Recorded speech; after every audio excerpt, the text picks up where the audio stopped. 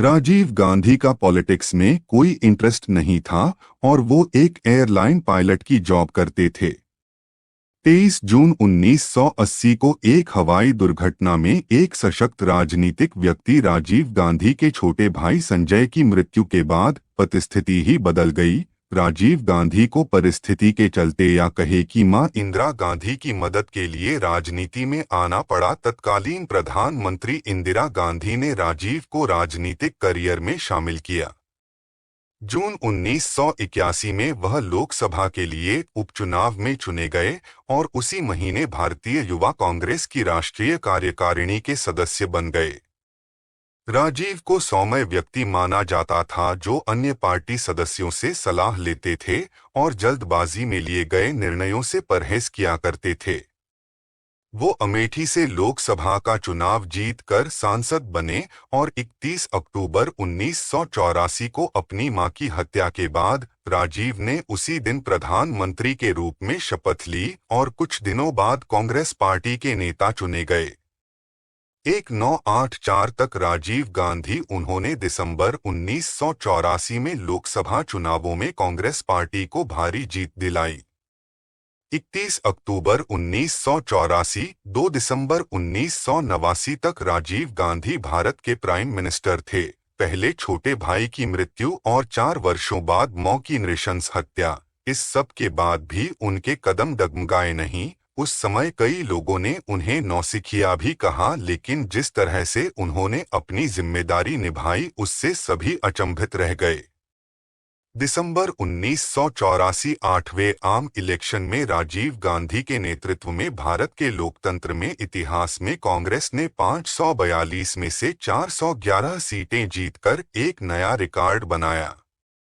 उनके प्रशासन ने सरकारी नौकरशाही में सुधार और देश की अर्थव्यवस्था को उदार बनाने के लिए जोरदार कदम उठाए।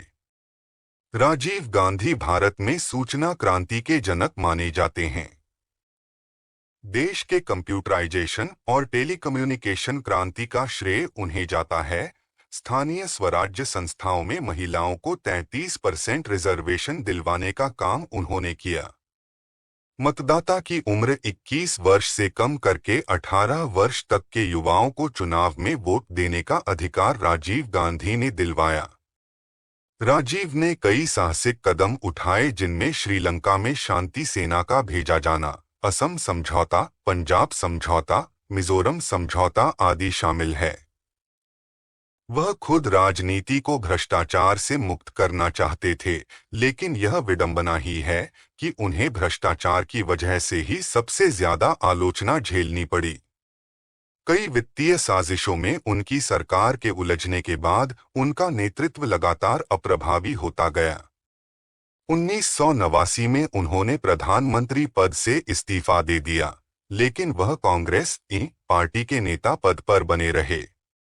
1990 में राजीव गांधी ने भारत की पदयात्रा की थी। उनकी इस यात्रा को भारत यात्रा नाम दिया गया था। उन्होंने बिहार के चंपारण को अपनी भारत यात्रा की शुरुआत के रूप में चुना था।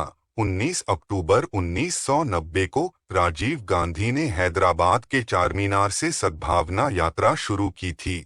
21 मई 1991 तमिलनाडु राज्य के शहर श्री पेरुबुदूर में चुनावों का प्रचार कर रहे थे।